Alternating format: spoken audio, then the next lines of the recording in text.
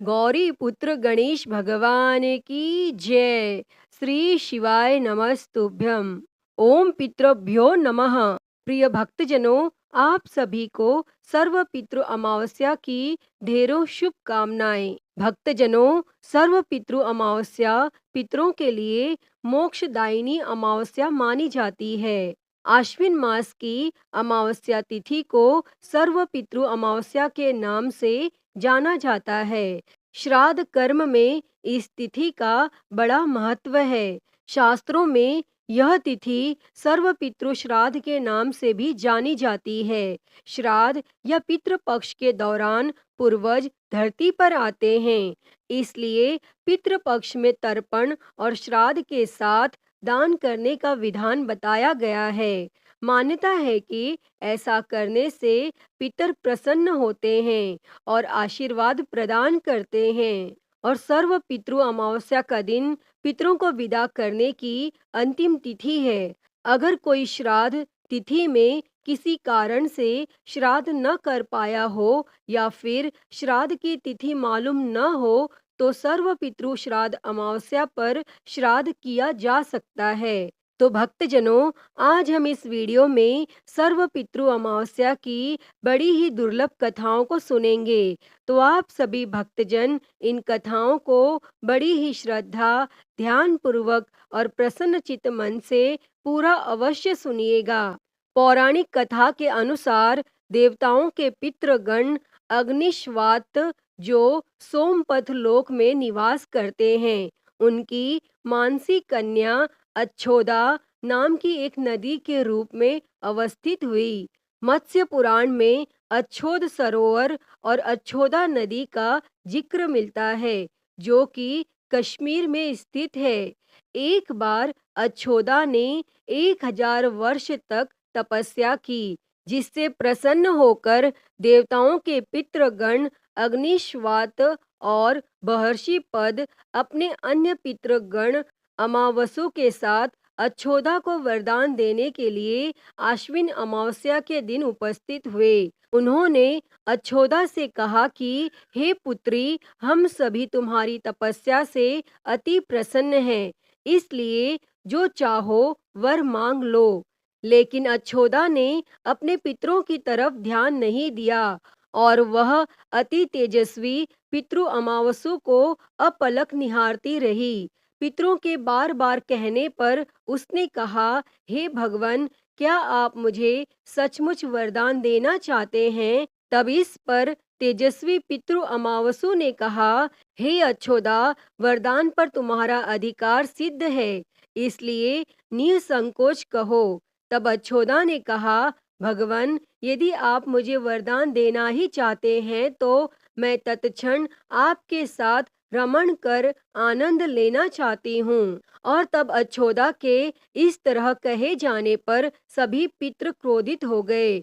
उन्होंने अच्छोदा को श्राप दिया कि वह पितृलोक से पतित होकर पृथ्वी लोक पर जाएगी। तब पितरों के इस तरह श्राप दिए जाने पर अच्छोदा पितरों के पैरों में गिरकर रोने लगी। तब इस पर पितरों को दया आ गई और उन्होंने कहा कि अच्छोदा, तुम पतित योनि में श्राप मिलने के कारण मत्स्य कन्या के रूप में जन्म लोगी। और पितरों ने आगे कहा कि भगवान ब्रह्मा के वंशज महर्षि पराशर तुम्हें पति के रूप में प्राप्त होंगे। तुम्हारे गर्भ से भगवान व्यास जन्म लेंगे। उसके उपरांत भी अन्य दिव्य वंशों में जन्म लेते हुए तुम श्राप मुक्त होकर पुनः पितृलोक में वापस आ जाओगी। तब पितरों के इस तरह कहे जाने पर अच्छोदा शांत हुई। अमावसु के ब्रह्मचर्य और धैर्य की सभी पितरों ने सराहना की। एवं वरदान दिया कि यह अमावस्या की तिथि अमावसु के नाम से जानी जाएगी और जो प्राणी किसी भी दिन श्राद्ध न कर पाए, वह केवल अमावस्या के दिन श्राद्ध तर्पण करके सभी बीते 14 दिनों का पुण्य प्राप्त करते हुए अपने पितरों को तृप्त कर सकते हैं। और तभी से प्रत्येक माह की अमावस्या तिथि को सर्वाधिक महत्व दिया जाता है। और यह तिथि सर्व पितृश्राद्ध के रूप में भी मनाई जाती है और उसी पाप के प्रायश्चित हेतु कालांतर में यही अच्छोदा महर्षि पराशर की पत्नी एवं वेद व्यास की माता सत्यवती बनी थी। तत्पश्चात समुद्र के अंशभूत शांतनु की पत्नी हुई और दो पुत्र चित्रांगद तथा विचित्र वीर्य को जन्म दिया था। इन्हीं के नाम से कलयुग में अष्टका श्राद्ध मनाया जाता है। प्रिय भक्तजनों, आइए अब श्राद्ध पक्ष की दूसरी कथा को सुनते हैं। कथा के अनुसार जोगे तथा भोगे दो भाई थे। दोनों अलग अलग रहते थे। जोगे धनी था और भोगे निर्धन था। दोनों में परस्पर बड़ा प्रेम था। जोगे की पत्नी को धन का अभिमान था, किंतु भोगे की पत्नी बड़ी सरल हृदय की थी और पितरपक्ष आने पर जोगे की पत्नी ने उसे पितरों का श्राद्ध करने के लिए कहा तो जोगे इसे व्यर्थ का कार्य समझकर टालने की चेष्टा करने लगा। किंतु उसकी पत्नी समझती थी कि यदि ऐसा नहीं करेंगे तो लोग बातें बनाएंगे। फिर उसे अपने मायके वालों को दावत पर बुलाने और अपनी शान दिखाने का यह उचित अवसर लगा। अतः वह बोली, आप शायद मेरी परेशानी की वजह से ऐसा कह रहे हैं, किंतु इसमें मुझे कोई परेशानी नहीं होगी। मैं भोगे की पत्नी को बुला लूंगी और दोनों मिलकर सारा काम कर लेंगी। फिर उसने जोगे को अपने पिहर न्योता देने के लिए भेज दिया और दूसरे दिन उसके बुलाने पर भोगे की पत्नी सुबह सवेरे आकर काम में जुट गई और उसने रसोई तैयार की, अनेक पकवान बनाए। फिर सभी काम निपटाकर अपने घर आ गई। आखिर में उसे भी तो पितरों का श्राद्ध तर्पण करना था। इस अवसर पर न जोगे की पत्नी ने उसे रोका, न वह रुकी। शीघ्र ही दोपहर हो गई। पितर भूमि पर उतरे। जोगे भोगे के पितर पहले जोगे के यहाँ गए तो क्या देखते हैं कि उसके ससुराल वाले वहाँ भोजन पर जुटे हुए हैं और वे निराश होकर वे भोगे के यहाँ गए और वहाँ क्या था, मात्र पितरों के नाम पर अगियारी दे दी गई थी। पितरों ने उसकी राख चाटी और भूखे ही नदी के तट पर जा पहुँचे और थोड़ी देर में सारे पितर इकट्ठे हो गए और अपने अपने यहाँ के श्राद्धों की बड़ाई करने लगे। तब जोगे भोगे के पितरों ने भी अपनी आप बीती सुनाई। फिर वे सोचने लगे, अगर भोगे समर्थ होता तो शायद उन्हें भूखा न रहना पड़ता, मगर भोगे के घर में तो 2 जून की रोटी भी खाने को नहीं थी। और यही सब सोचकर उन्हें भोगे पर दया आ गई और अचानक वे नाच नाच कर गाने लगे, भोगे के घर धन हो जाए, भोगे के घर धन हो जाए।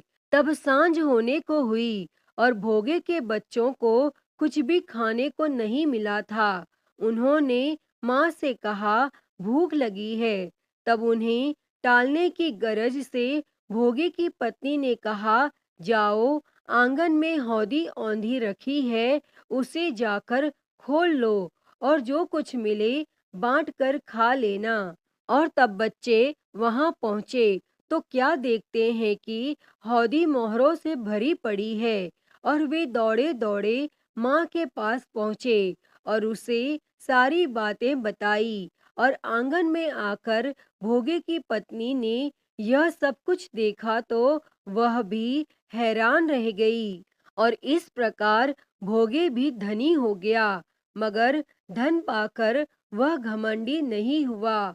और दूसरे साल का पितर पक्ष आया और श्राद्ध के दिन भोगे की स्त्री ने 56 प्रकार के व्यंजन बनाए और ब्राह्मणों को बुलाकर श्राद्ध किया, भोजन कराया, दक्षिणा दी और जेठ जेठानी को सोने चांदी के बर्तनों में भोजन कराया। इससे पितर बड़े प्रसन्न तथा तृप्त हुए।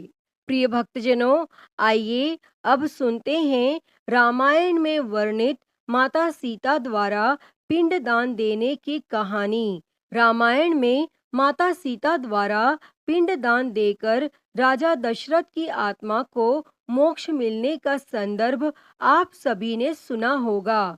वनवास के समय भगवान राम, लक्ष्मण जी और सीता जी पितृपक्ष के दौरान श्राद्ध करने के लिए गया धाम पहुँचे। वहाँ श्राद्ध कर्म करने के लिए आवश्यक सामग्री जुटाने के लिए भगवान राम और लक्ष्मण जी नगर की ओर चल दिए और उधर दोपहर हो गई और पिंडदान का मुहूर्त निकला जा रहा था और माता सीता की व्याकुलता बढ़ती जा रही थी। तभी दशरथ जी की आत्मा ने आकर सीता जी से पिंडदान की मांग कर दी और गया जी के आगे फल्गु नदी पर अकेली माता सीता जी बड़ी असमंजस में पड़ गईं। उन्होंने फाल्गु नदी के साथ वट वृक्ष, केतकी के फूल और गाय को साक्षी मानकर बालू का पिंड बनाकर स्वर्गीय राजा दशरथ के निमित्त पिंडदान दे दिया। तब थोड़ी ही देर बाद भगवान श्री राम और लक्ष्मण जी लौटे तो माता सीता ने कहा कि समय निकल जाने के कारण मैंने स्वयं ही पिताजी का पिंडदान कर दिया है और बिना सामग्री के पिंडदान कैसे हो सकता है। यह सोचकर भगवान श्री राम ने माता सीता से इस बात का प्रमाण मांगा। तब सीता जी कहने लगी कि हे स्वामी, मैं बिल्कुल सत्य कह रही हूँ, मैंने पिंडदान कर दिया है। अगर आपको विश्वास ना हो तो आप फाल्गु नदी की रेत, केतकी के फूल, गाय और वट वृक्ष से पूछ सकते हैं। इन्हीं के सामने मैंने श्राद्ध कर्म की गवाही इनसे दिलवाई थी। लेकिन फाल्गु नदी, गाय और केतकी के फूल तीनों ही इस बात से मुकर गए।